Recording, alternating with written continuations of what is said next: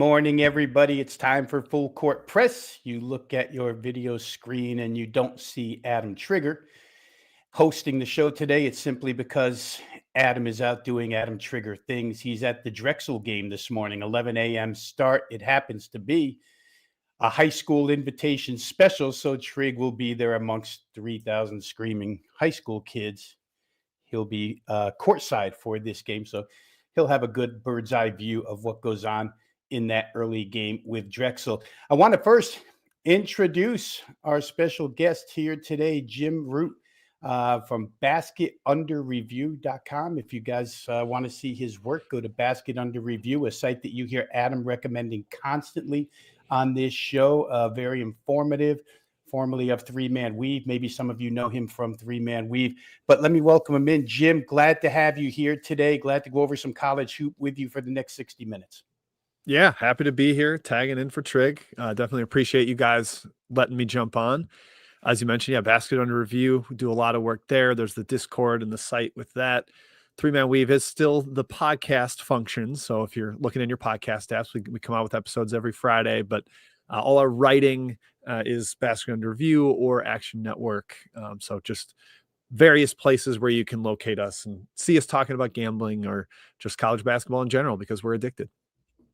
And we'll review all those spots where you can find Jim's work for you at the end of the show for those who are trying to write that down real quick. But we'll get to it. I will say that you've instantly made friends with me by having the Missouri Tiger background there. My youngest son graduated Mizzou about 5 years ago, so familiar with campus, Como, etc. Actually still do a live spot there each and every Friday in Como on their big show on Fridays about 5:20. So yeah, glad to see the Mizzou flag hanging in the back. Let's get to business here though, because that's what we're here for. And yesterday, Jim, we covered the Louisville, Tennessee game, which goes tonight, Thompson Bowling Arena. But before we get into today's card, we're interested in any thoughts you might have on this Louisville, Tennessee game, side, total, whatever you see. I'll really quick tell everybody that this game opened Louisville -1. Has been moved, 3.5 point move toward Tennessee. Now 2.5, 157.5 your total. That has kind of stayed steady, only a 1 point upward movement in that regard. But Jim, go ahead. Tell us what you feel about this Louisville, Tennessee game. I am very conflicted between what my gut thinks when I look at the game and what my numbers made when I actually handicapped it. So just at first glance, I was like, oh, Tennessee, 10 days off, coming off 3 losses against a team that seemed to give an all-out effort against Memphis over the weekend. I like the spot a lot for Tennessee. I made it right around where it's at now, so I probably would have been on the move with the early openers and bet the home team as a dog. But where it's sitting right now, I don't see a lot of actual value, even though, man, just looking at the spot, it does set up well for Tennessee. I think they can kind of assert some of that physicality that they've got in the paint, really deep front court rotation, even with Cade Phillips out for the season. That's going to be a problem, I think, for Louisville. Now, can Tennessee disrupt that incredible perimeter offense that the Cardinals have? I think that comes down to the Michael Brown Jr. matchup and keeping him out of the paint. That's where Bishop Boswell hopefully comes in. He's kind of the Jemai Mashak of the new era for Tennessee. Not quite as refined yet, but he is a physical defender that I think should be the one that gets that assignment. I'd let Gillespie be off the ball a little bit and just let him use his physicality to keep Brown in front. And that could short circuit Louisville's opportunities to get those open threes. That's where they thrive. Total wise, I made this a little higher than what it is, but man, if you made me bet the total, I would go with the under. I think because I sort of like Tennessee, I think the game flow slows down. Their defensive possession length is indicative of how they can kind of stretch you out and make you play in the half court versus Louisville wanting to run. So I would definitely lean towards the under despite having it a hair higher than where it's at right now. I just think the way it plays out and with what I think the game flow will be, Tennessee forces Louisville to play a game they don't want to play, and that's in the half court. That seems to be the consensus that we had yesterday. I know Adam's numbers came out very close to what we have here, and the situational speak loudly for Tennessee. Real quick before we move on, I just want to ask your opinion of a particular player. I kind of put the burden in this game, and you mentioned his name, on Jacoby Gillespie for Tennessee, a guy who began his career at Belmont, moved on to Maryland, now here at Tennessee playing point. And when we broke down his numbers so far this year, you see really nice performances first 5 games of the year against lesser competition. And then the games that people have paid attention to mostly, the games against higher echelon teams. Gillespie's shooting just hasn't been there. And I just wonder, he wasn't a standout on Maryland last year. Jacoby Gillespie is turning out to be more of a serviceable power 5 or a sporadic power 5 shooting point guard than he was at Belmont. At Belmont, he was a star mid-major level. Here, not as much. I kind of put a lot of emphasis on him being able to get buckets for Tennessee. Your opinions on Jacoby Gillespie and his production here at a higher level the last year plus? Yeah, coming back home to Tennessee, I think that was like the big story when they got him. A really highly regarded transfer from a team that didn't use its bench much. He played almost every minute at Maryland, but was really important as part of that Crab 5. But yeah, last year over 40% from 3 in the Big Ten. That really showed up. And this year the shooting has not quite been there. It seems like it's because he's got a bigger offensive burden. It's him and Nate Ament, really the only 2 guys that produce shots for them. And so he's taking more difficult ones, a little bit more off the bounce. Nobody's there to set him up. And I think that's a problem, especially when you watch his shot. It's not like as a true gunner. It's a little bit of a lower release. It's a really high arc. I think that kind of shot is harder to create off the bounce. And he's having a little bit of issues with his efficiency because of that. Teams are able to focus on him a little bit. We'll see how Louisville defends him, if they rotate guys or what they do with him. But yeah, I think he's still trying to find his way as a top 1 or 2 offensive option, whereas at Tennessee or at Maryland, they had more scorers around him, and that really helped him. And really quick, guys, we're going to move on to today's games. If you'd like to see what Adam and I had for a breakdown and analysis of this game, go to yesterday's full court press show on YouTube TV, the WagerTalk channel. There may be a separate video cut just for that game in particular, but if not, you can find it at the top of the show from yesterday. Let's go ahead and get into some Big East action here. Butler at Connecticut tonight. Interesting. Obviously, I'm a Connecticut native, pretty close with that program as far as information and stuff go. This is a matchup here. Butler, a team under Thad Matta that has played really well this year. Connecticut, a team obviously 1 through 9 that I would argue is one of the 3 best 1 through 9 rotations in the nation right now. Dan Hurley kind of echoed that the other day. I'm not going to say that Dan Hurley copies my thoughts, but Dan Hurley believes his team is that deep and that talented at all 5 positions. They come in here, though, Jim, really quick here, bad against the point spread this year. UConn right now just 2-5 against the number last 7 games.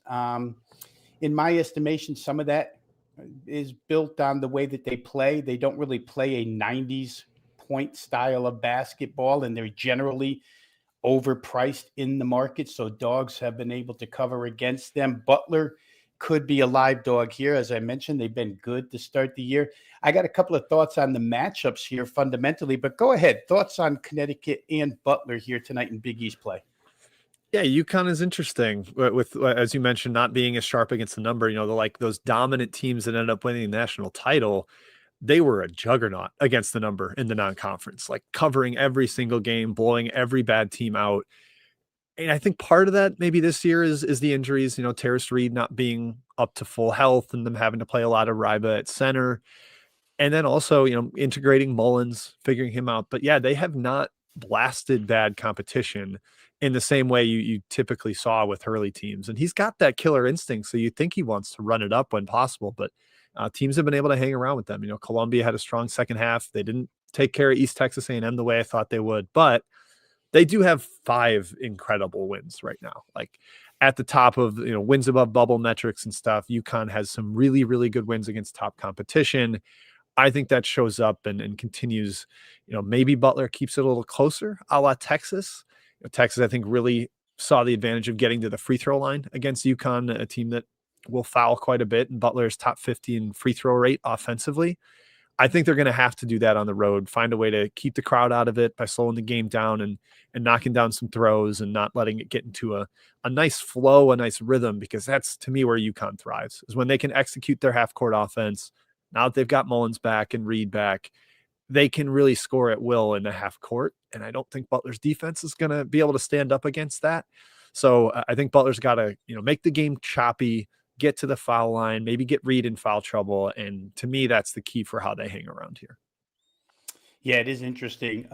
With Connecticut, the two true home games against solid opponents, Arizona and Texas, one a straight up loss, one a non-cover. Strength of schedule wise, the numbers will tell you UConn has played a much more difficult schedule than Butler.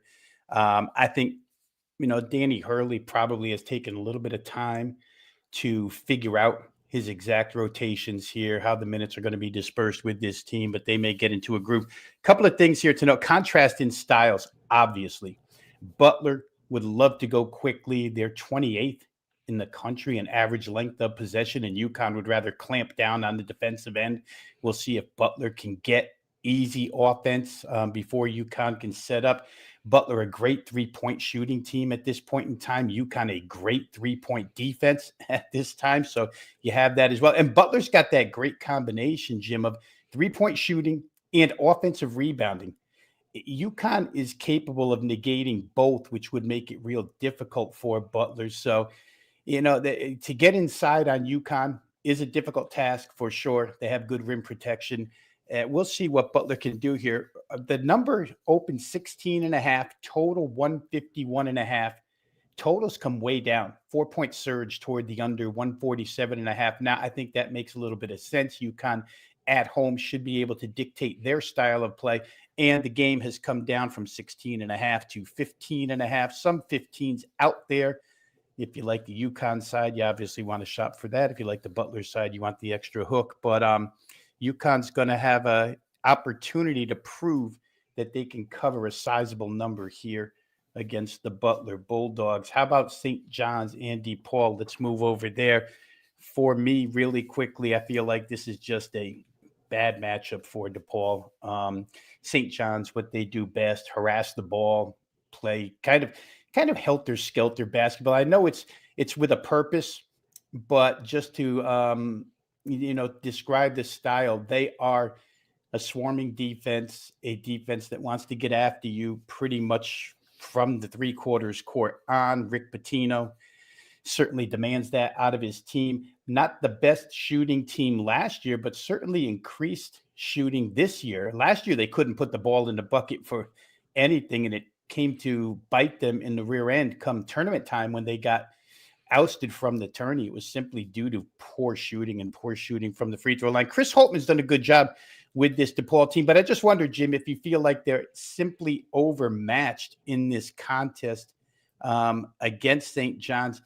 This game, let me just go to the current numbers here. St. John's opened 18, been bumped up to 19.5. Totals gone from 148 to 151, 151.5. Kind of makes sense to me. St. John's loves to play one way. Let's get out and score, and let's defend. And DePaul, for what it's worth, is a fairly decent scoring team as well, better than most. So your thoughts on St. John's DePaul, side or total? Yeah, the number where it's at is a little high for me to lay it. It's right around kind of what I would make my threshold, but I do think St. John's can fully dictate the style of the game here. They're 28th in defensive turnover rate nationally, and DePaul, against a very bad schedule, has not seen a team in the top 100 of that statistic. And I think that's helped make their own turnover numbers look okay, but they don't have a ton of ball handling outside of blocker. And the freshman McClure has been solid, but hasn't seen this kind of pressure. I just think that fact and that aspect of not seeing any true athleticism like this, even playing LSU, a team that absolutely destroyed DePaul, like not seeing this kind of pressure will show up. And going on the road to start their Big East campaign, and they've got UConn on deck on Sunday, so good luck to poor Blue Demons with that start to Big East play.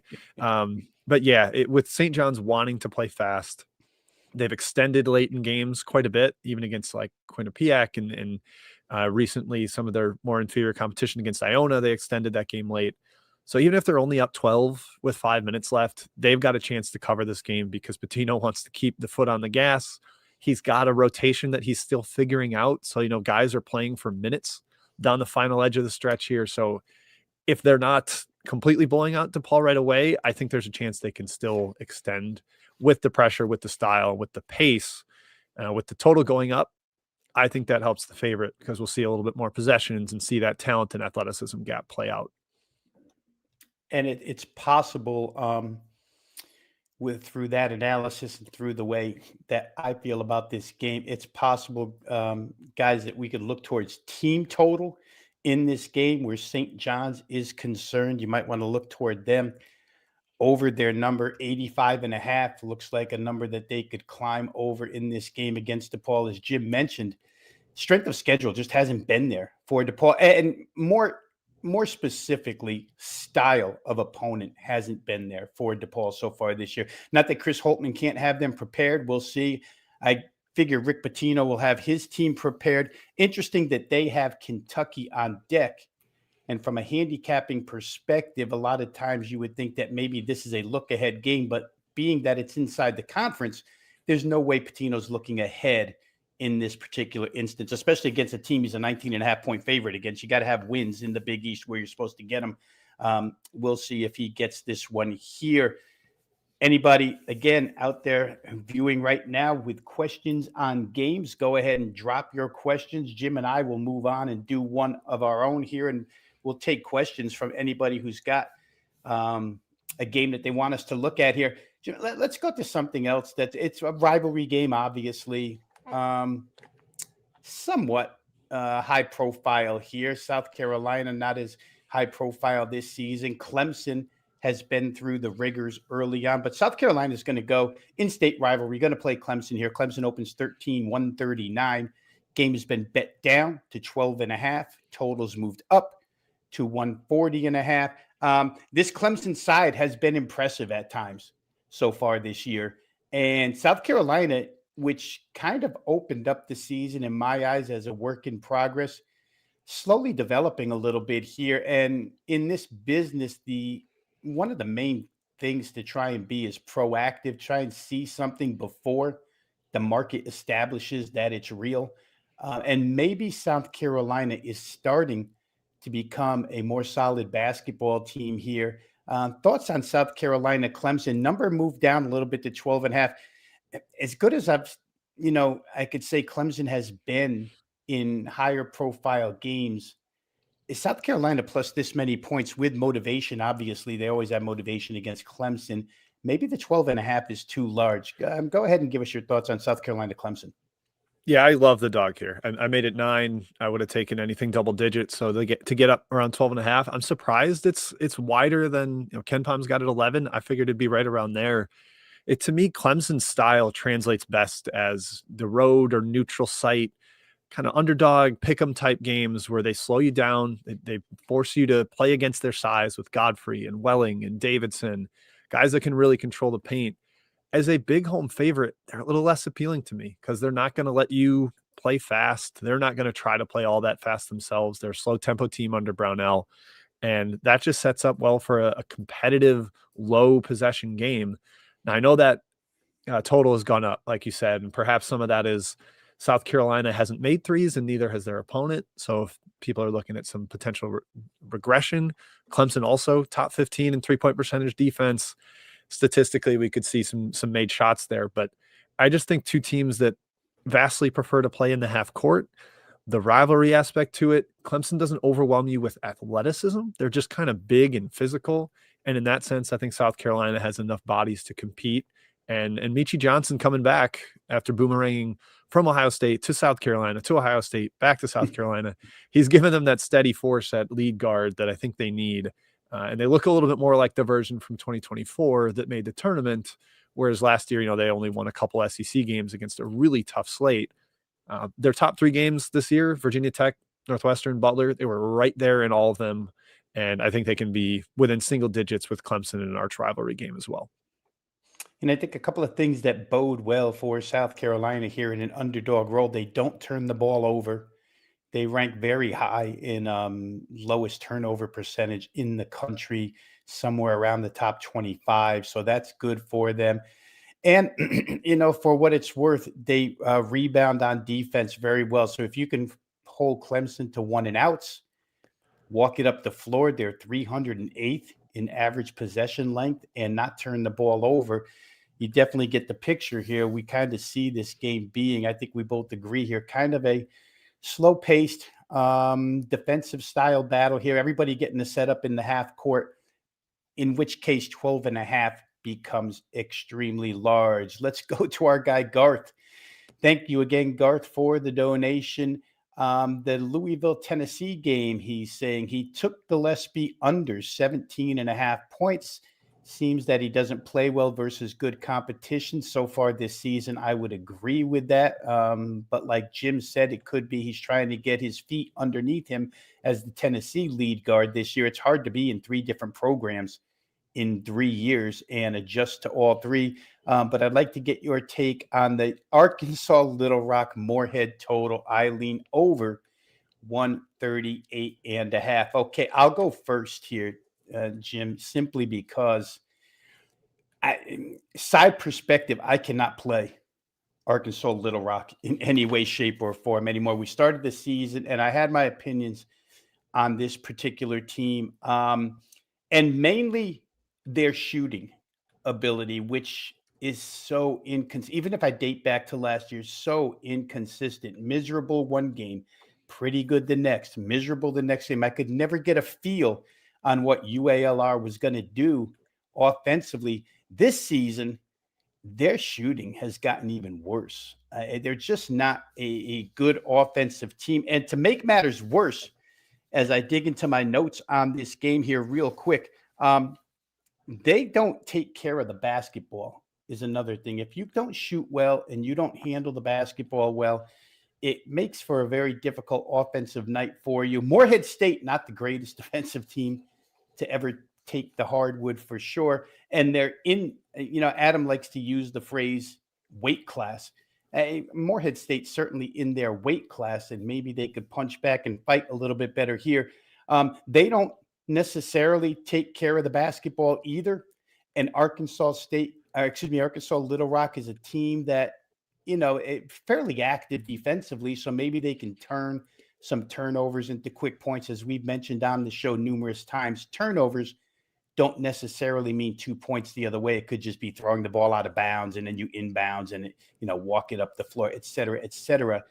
But for me, I'm kind of done, Garth, with UALR overs at this point in time, just because I don't know what I'm going to get out of them offensively. That being said, this is a defensive opponent and an opponent that doesn't handle the ball well, where maybe they can succeed on the offensive end. For me, I'd probably play it under, to tell you the truth. Like I say, I'm probably more negative than most on Arkansas Little Rock at this point in time from an offensive perspective. We'll see how it goes, but that would be my 2 cents. Jim, go ahead. Arkansas Little Rock, Morehead State. Yeah, these are 2 teams that are kind of messes for different reasons right now. Little Rock is just racked with injuries. Their potential best perimeter player, KK Robinson, got hurt in the preseason, so he's going to miss his 2nd straight year. One of his brothers, there's 2 on the team, is also out for the season. And then last year's OVC, arguably the best defensive player in the league, Gatek, I can't pronounce his first name, apologies, but he has been out for a few games now. Big time shot blocker. They'll throw him at the top of their zone sometimes. So much length, a guy that used to be at Florida. Take him out, and it seems like they're just deflated, and they haven't played well at all this season after entering the year as the preseason OVC favorite. So, yeah, I'm not sure what to expect from them. On the other side, Morehead, great team for years under Preston Spradlin, but again, under Maddox, they've been bad the last 2 seasons. They look a little sloppy. They look a little lost. They also have some injury concerns here with Davion Cunningham missing their last game, highest usage offensive player. Not sure if he's going to be back. Sometimes these reporting on the low major teams and their injury status is shaky. So I think Gatek being out helps the over, to Garth's point, because he's such a good defensive player. But if Cunningham's out, that almost offsets it, because then Morehead loses their best creator and best scorer. So you've got to kind of balance those out. Overall, I think it's probably going to be sloppy, as you mentioned, Rob, two teams that'll turn it over, and neither team defensive rebounds. So if they can actually get shots up, they can get offensive rebound looks and get on the glass. But if they're coughing it up too much, then I just think this game is going to be a little sloppy, and I'm not sure what the pace will actually be. So I unfortunately don't have a real strong take. I'm just trying to give all the factors to make sure he considers before he locks that bet in. Yeah, and that's what we're here for, guys. Try and give you our handicapping process on these games. Garth, again, we appreciate the dono. Hopefully, we've helped you along a little bit there. Garth, by the way, Jim, has been pretty much on target with every single thing he sent us this season. So I wouldn't be betting against Garth. I'll reserve my bet on that game for a different game. Real quick here, to the Little Rock side here. Last couple of games have gone over this particular number that's being offered tonight. However, Arkansas State, a pretty good offensive team.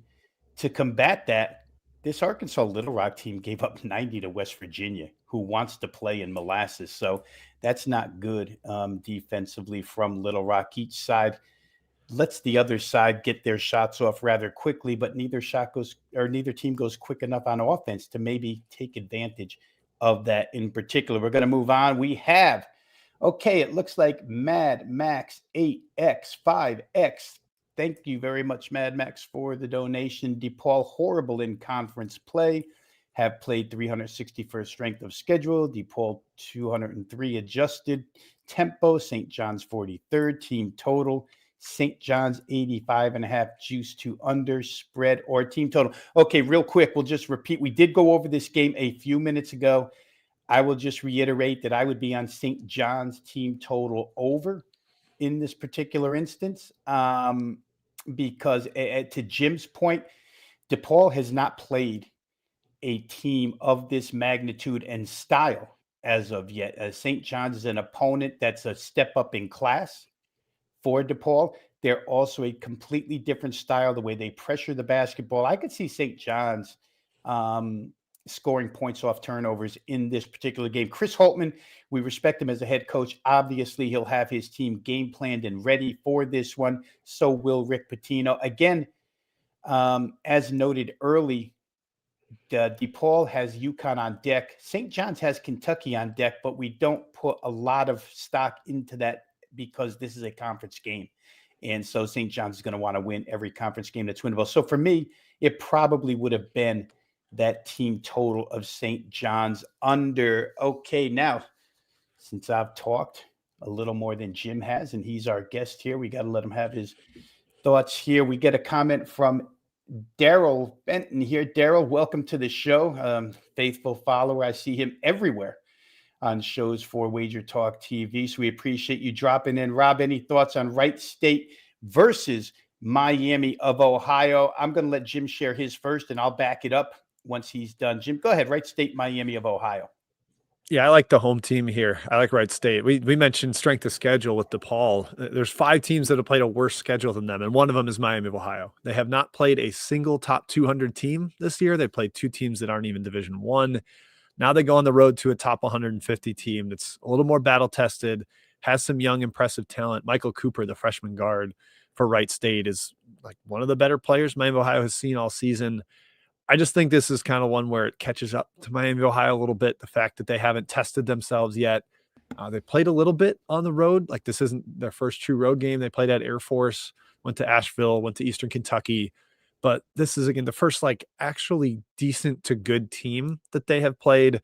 And I think that kind of shows up, and Wright State's able to get the win. Obviously, you see an undefeated team come to town, and I think Wright State's going to be pretty locked in. So even in a strange non-conference spot before both teams start league play, I like the Raiders at home. And I'll take it a step further, Daryl, real quick here, because generally speaking, I am a totals handicapper.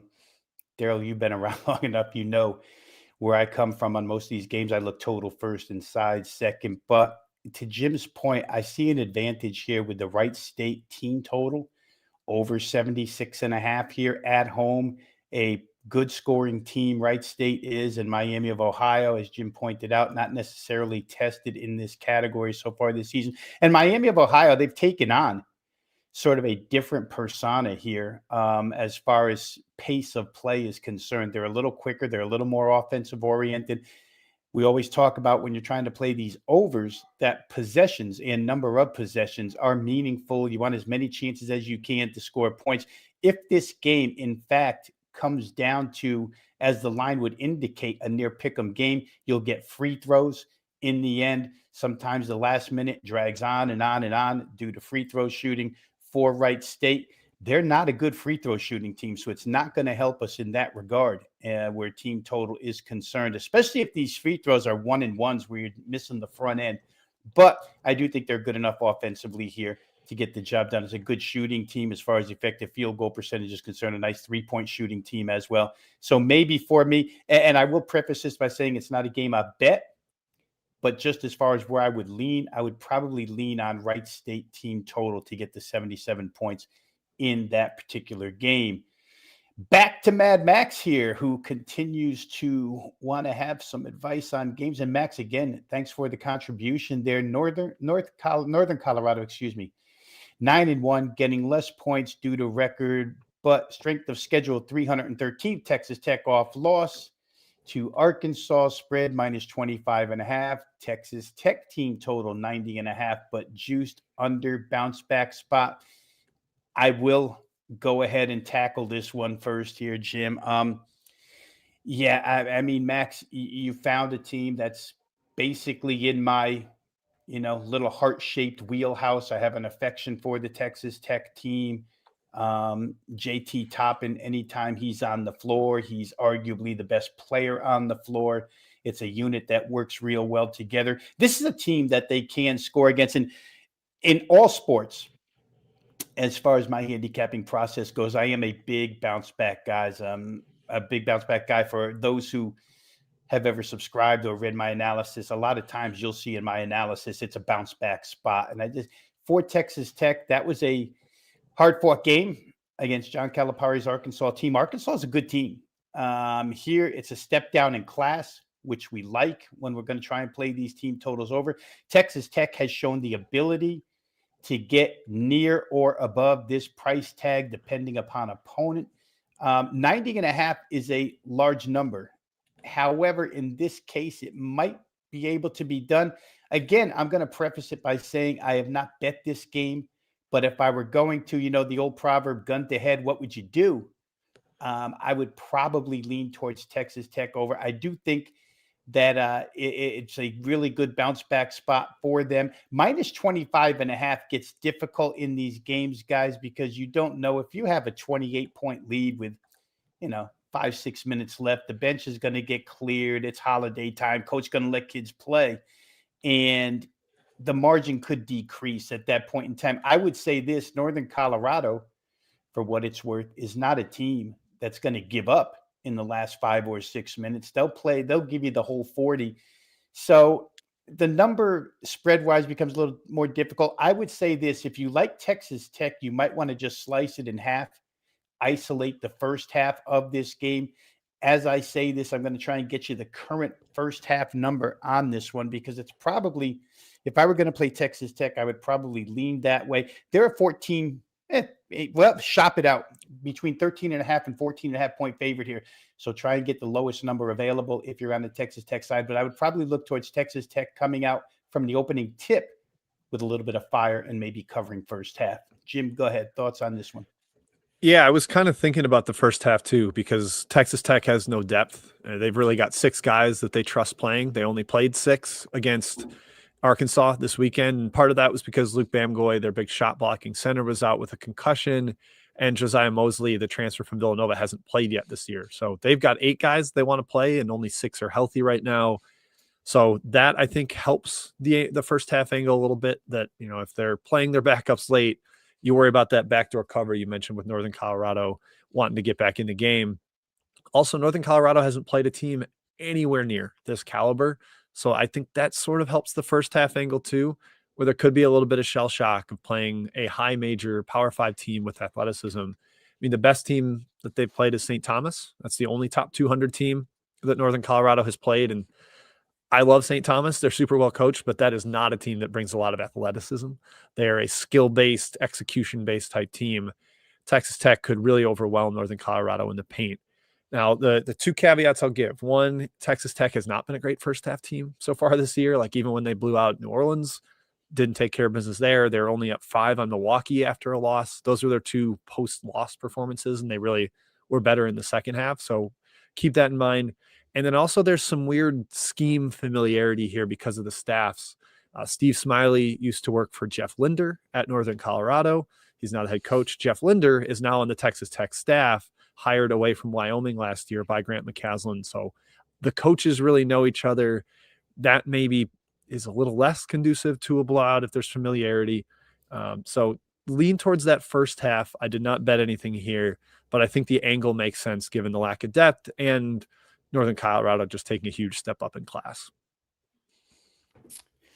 I'm going to take this time right here real quick, guys, just to promo at wagertalk.com. It is $5 Tuesday. Every handicapper on site. Generally, I don't want to talk for all 30 plus members of the WagerTalk analyst staff, but most times every single one of us will have a play up for $5 on each and every Tuesday. It's a good shot for anybody who has never purchased from WagerTalk to go ahead and get a feel for handicapping style at a very, very low price.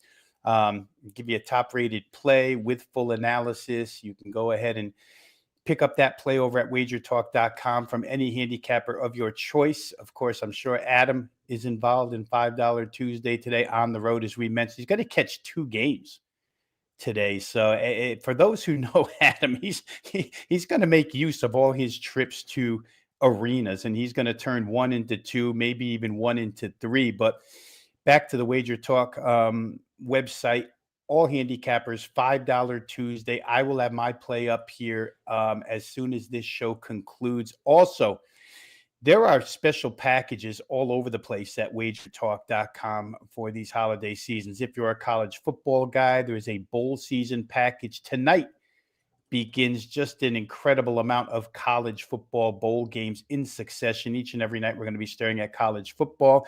There are football packages at reduced rates right now, right through the Super Bowl. As I mentioned, the bowl package goes through the national championship. You can also get daily offers. I think there's actually an offer up right now, 10 days worth of service for under $10 per day. So you have multiple choices here, whatever your price range may be, however long you want to go ahead and pick up a handicapper for. But once again, you want to visit wagertalk.com, especially on Tuesdays for $5 Tuesday. As I conclude that, Jim, we have a thing here where each and every day we release a parlay.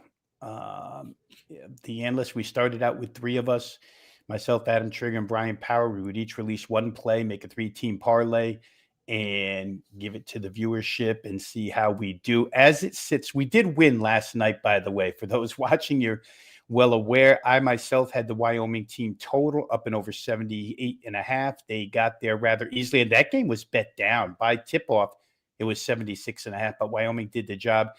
And Adam was on Houston Christian plus the points, which did get there against McNeese. The underdog used the points to get the cash. And so that parlay brought us back to, I was texting with Adam this morning. He does the math for us. Right around the even mark, I think a very, very slight plus on the season. So we're going to take that into today. I won't ask you for yours now. I'll give you an opportunity to keep looking if you haven't got it already. But I'm going to give mine.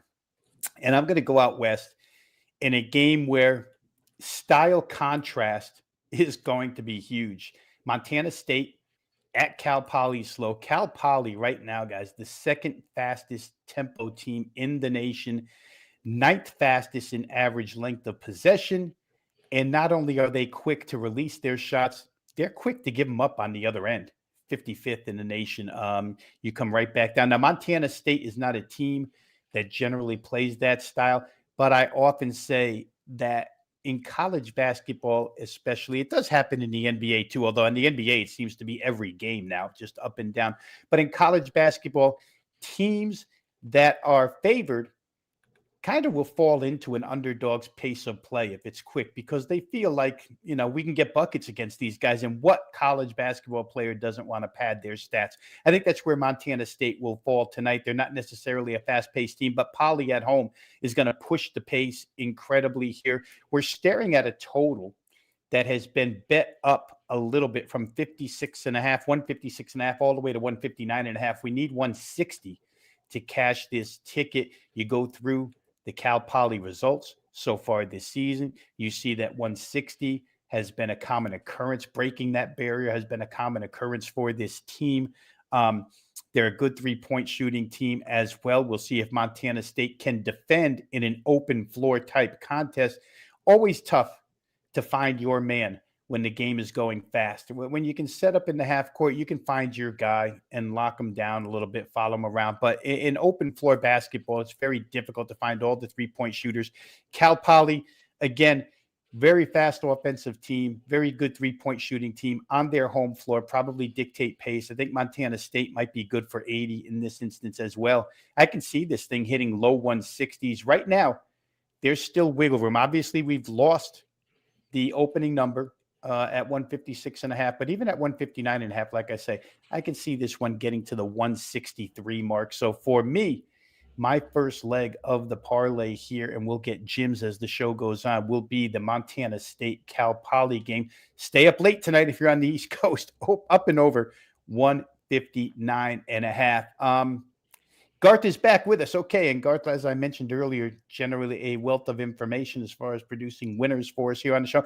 I will just shout out to the chat room here on this show, Jim. We have a chat room that's extremely knowledgeable in this sport, college basketball. They bring good info each and every day, have good thoughts and opinions. It's nice to have to speak with an audience that does have a love for the sport and does follow the sport closely. Here we got East Tennessee State. UNC under 149.5 is the way Garth is looking. Seems like the Tar Heels have been an under wagon. I won't disagree with that. I'm going to pass it off to Jim here. Let him talk a little bit about this ETSU North Carolina game. And, if you have a play on the side, Jim, go ahead and let it go as well. But Garth is interested in the total here. So your thoughts? Yeah, he's absolutely spot on. They've been an under wagon. The total has gone under in 8 of their 10 games. It's going under by over 10 points a game so far this year. So definitely a wagon on that side of the ball. And Garth, I will own that I have been on a couple UNC overs that have not gone very well. So you're sharper than me on UNC totals. I'll say that much. But yeah, East Tennessee State has some general interest in running. Their coach, Brooks Savage, is a Steve Forbes guy. He coached under him both at East Tennessee State and at Wake Forest, but that team hasn't played very fast this year. And UNC has done a great job defensively of slowing teams down, outside the top 300 defensive possession length. I think it's because they're huge and you just have a hard time producing shots against that interior. They're number 1 in the country in average height, UNC is. So like all across the positional spectrum, they've got size. And for a mid-major team, that's really hard to compete with. I do lean towards the dog because I don't think UNC has been overly convincing as a favorite, like laying the number. Only beat up State by 18, Bonaventure by 15, Navy by 12. Like these are not runaway performances, Radford by 15. So I think East Tennessee State has the talent to stick around, but I do like your under angle because of the way UNC has controlled the pace, and East Tennessee State's not the kind of team that's going to crazy push the ball. And with UNC leaning into a very drop coverage heavy type style, like they're not extending pressure, they're staying back by the hoop and forcing you to work on the perimeter. That works well for an under. So I like the angle there on the under. Yeah, and real quick here, Jim, I'll just get into a little bit of betting philosophy with you for the moment. Obviously, UNC, this is a much different style team that Hubert Davis is putting on the floor. As you said, 3-6-10 to plus across their front line, all 3 positions. Generally, we expect UNC to be a push the tempo, score quickly, good, decent shooting to good shooting team, point production type team. And this year it has been different. And under wagon, eventually odds makers do catch up to this type of stuff. But again, perception of a team's history and recent history factors into how they rate these teams to start the season. Maybe they're slow on the trigger where UNC totals are concerned. And then on the East Tennessee State side, you mentioned Brooks Savage, Steve Forbes' disciple. In your opinion, how much of their kind of different pace, you would expect the Forbes guy to play faster. How much of that not as fast tempo would you say is dedicated to him getting used to and evaluating his current personnel? In other words, would you expect them to climb the ladder pace-wise as the season goes on, and maybe he's just experimenting, evaluating right now? Or do you think this is, after seeing ETSU over 11 games, do you think this is the fashion that they're going to play all season long? Yeah, I think this is kind of who they are. Looking back to the tenure with Forbes and Savage at ETSU when they were dominant, the 30-4 team was the slowest team that Forbes had there. And so I think maybe that's representative and has probably stuck with Savage of, all right, when we slowed it down, we were really good. And that hasn't quite been the case from at ETSU, but he did go 12-6 in the league last year. And it's a shaky conference this year. I don't think Chattanooga or Furman or any of those preseason favorites have looked that good. So ETSU's got a chance to sit atop the league. And with what they have right now, they're the highest rated team in KenPom in the SoCon, playing the way they're playing. I would expect them to kind of sit in this and lean into this identity. And just real quick to your point on UNC, I know this number is right around what KenPom makes it total wise, but this is by far the slowest UNC team in the last 20 years. Between the way Hubert had played early in his tenure and just what Roy Williams always did, for them to be outside the top 150 in tempo is unprecedented. And it's because they're slowing teams down. It's because of that size you mentioned, Rob. It's 3, 6, 10 guys. Teams just don't know what to do in the half court to produce a quality shot against them. They're sitting back, they're conservative, and they're just saying, good luck figuring out a shot in the mid-range when you have to shoot over a 6'10 guy or a 6'6 wing. So I do think the way I talked through this, I probably wasn't strong on the under before we got on the show, but just having to look at it and dig into it and talk through it, I think it makes a ton of sense. Yeah, and the show absolutely is always looking to accomplish that, Jim. Sometimes you talk it out, you get a better view. We get different opinions here on the show that clarify things for UNC. I think it's interesting. I will say this as we look ahead, as we project ahead to North Carolina hitting the ACC schedule when they do. I think we're going to find that teams are not going to allow them to set up in that half-court offense, not allow them to funnel things to these 6'10 rim protectors on defense. I think anybody that plays with pace is going to look to get fast, easy offense against this team because it's much easier to score when they're not set up than it is when they are set up. And again, to your point, unless they have, 3 Cooper Flags that can run the floor, it's going to be a slower paced team when you have this type of size. So obviously North Carolina taking on a different identity here, but I think as in the upcoming weeks here, we can specify situations here against faster paced ACC teams that might say, you know what, we're not standing for this, setting up against letting them set up that half court offense. Florida State comes to mind as a quicker ACC team where maybe an overplay would be, maybe by that time the odds makers have adjusted toward the under and we catch value with the over. We will see. That's hey, just Rob, guess who UNC plays in their first ACC game? Florida State. Yeah. And I'll say, you know what? We may come back to this tape, Jim. We may have to roll this back. In fact, when we see the number on that game, and if that game does get over. All right. It looks like Fixer Time. Okay, Fixer Time. Excellent spelling there. Welcome to the show. Glad to have you here. Glad you dropped in with a comment here. Thoughts on the early game between Drexel and Howard? Obviously, as we stated at the beginning of the show, you don't see Adam Trigger in the host chair today simply because he's at that game. Oh, wait a minute. Bayou wants to drop in. Good morning, Keith. I can't wait to see Trig on ESPN today hitting the 6-7 hand waves with the kids at Drexel. And there's no question, Trig seats today because of lack of ticket availability are courtside. Him and his dad are courtside. So there's a real good shot that the one ESPN camera that's sent to this game or whatever network it's being broadcast on, that one camera may catch the front row. We may see Trig doing high school. I don't think we'll see him doing high school things. He's going to be amongst a lot of youngsters here today. Drexel Howard. Jim, I often talk. In fact, I had this discussion Sunday on WagerTalk's End Zone Live show, where somebody had a comment in the comment section, and they asked, "How do you stop yourself from just spraying the board and playing a zillion games? What's your process?"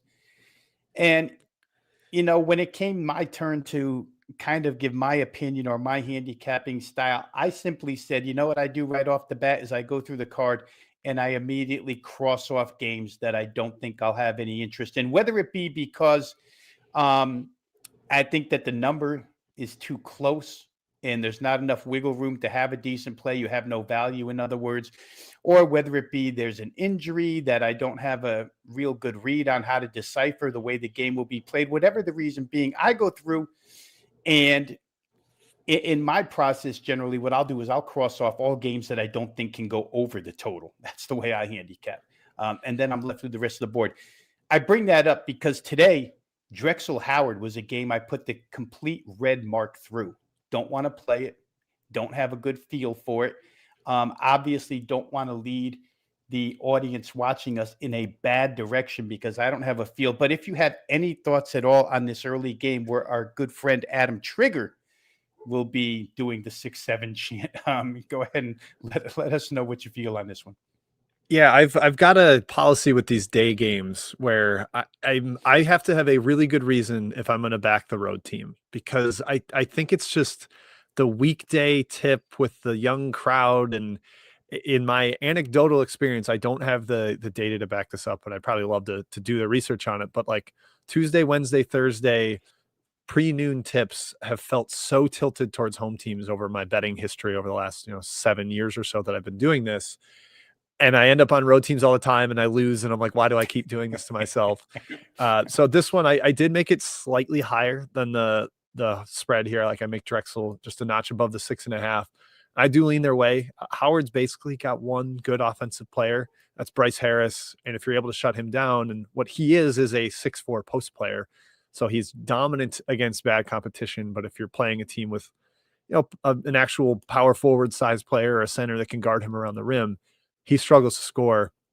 That's generally what Drexel has. The concern is it's probably not going to be very high pace. Drexel wants to play in the half court, but I think they can slow down Harris, and I think they've got enough pieces offensively. It's not a great offensive team. They didn't go into the transfer portal much this offseason, but I think they've got enough to extend just in this weird, strange early tip spot where it just always seems to tilt towards the home team in my experience. Yeah, that's a definitely an interesting look there with these early games. Obviously, when the Saturday card comes, you'll be seeing a bunch of noontime starts. Sometimes they're in time zones where it becomes 11 a.m. start, 10 a.m. start, and the road team up against it a little bit. Let's go ahead to, as we try and get a few in before we have to close here, Slick Vic in with us. Glad to have you here today, Vic.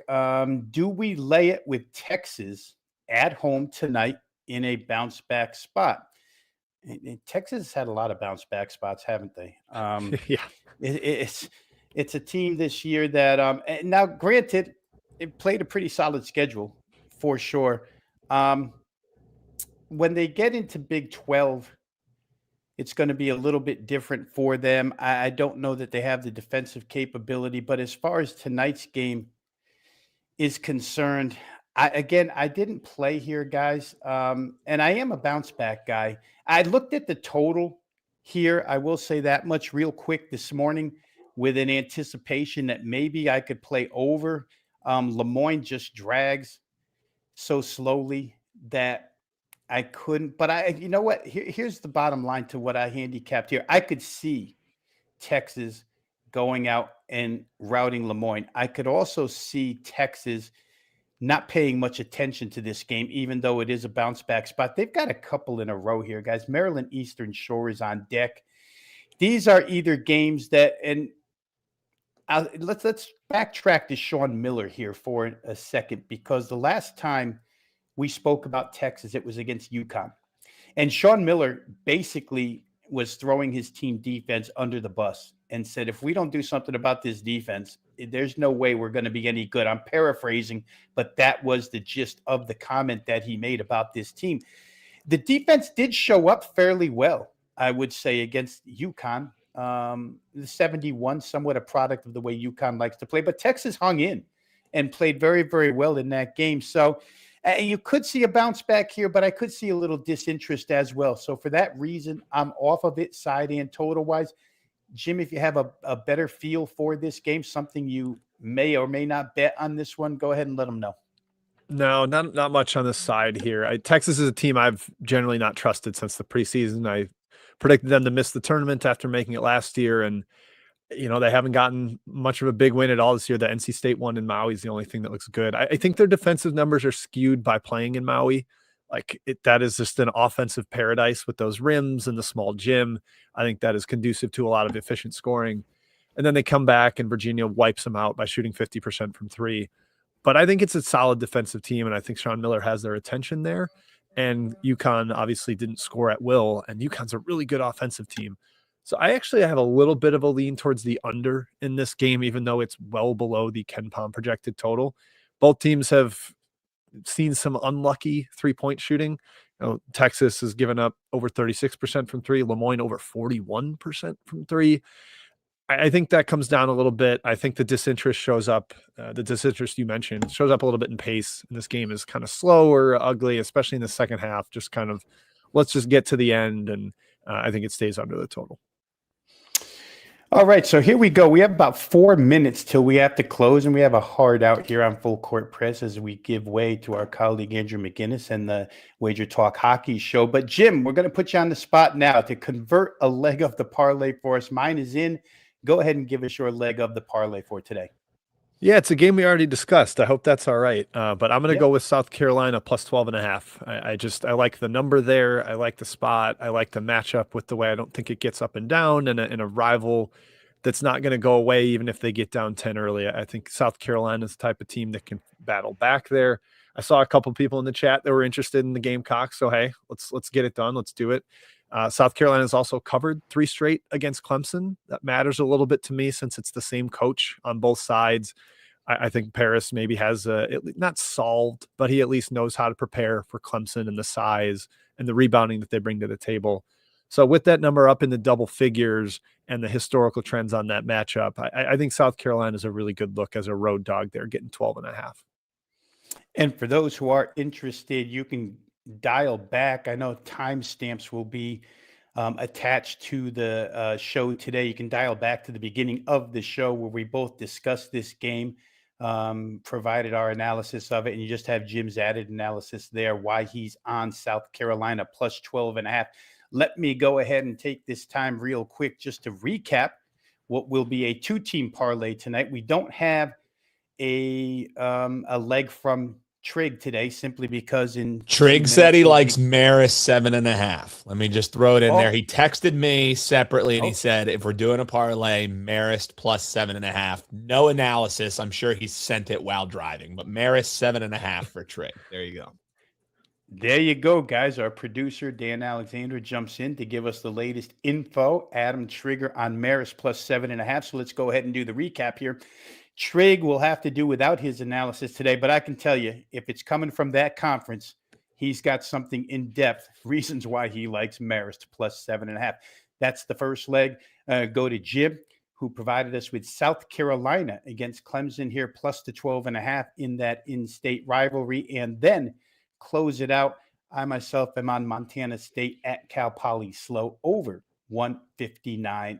3-teamer. I'll let Adam do the math. I won't do it now because I want to take the final 90 seconds or whatever we have to thank Jim Root for filling in today so admirably, giving us coverage on this show. Jim, once again, go ahead and tell the folks where they can find your work. And guys, you do want to go ahead and visit and see what Jim has to offer. Yeah, please do. I've got the 3-Man Weave podcast I do with Matt and Kai. We've been doing that for a decade. That typically comes out on Friday mornings because of our schedules, but we talk about, the week that was, a little bit of preview section. We've got a Saturday betting show that I know Adam, I think, has probably plugged on the show before. He's always been really kind about talking us up. We talk about the Saturday slate and then also Basket Under Review. It's $10 a month for all kinds of written content, There's the Discord where we talk about betting every single day. It's really, really good resource for college basketball fans, bettors alike. I think it's a great place to be, a great place to discuss. Within that Discord, there's good channels in there for teams. You got Jordan Majeski dropping in with injury news every once in a while. And that really helps because he's so well sourced. So highly encourage people doing that. I think it's a bargain. And that's the big one. Oh, I've got another podcast over there too. That's what I was doing before we recorded this. Stats by Will and Jim. Will Warren and I go back and forth talking about stats from the week that was in college hoops. So check that out as well. That's free for everybody on wherever you get your podcasts. Guys, go ahead and give Jim a look. As I close out here, I just want to remind everybody it is $5 Tuesday over at WagerTalk. All handicappers, a $5 release. Go ahead and visit if you haven't before. Great time to get involved. I'd like to say thank you to everybody for joining us here today. That'll do it for Full Court Press. We'll see you tomorrow for Wednesday's college basketball card.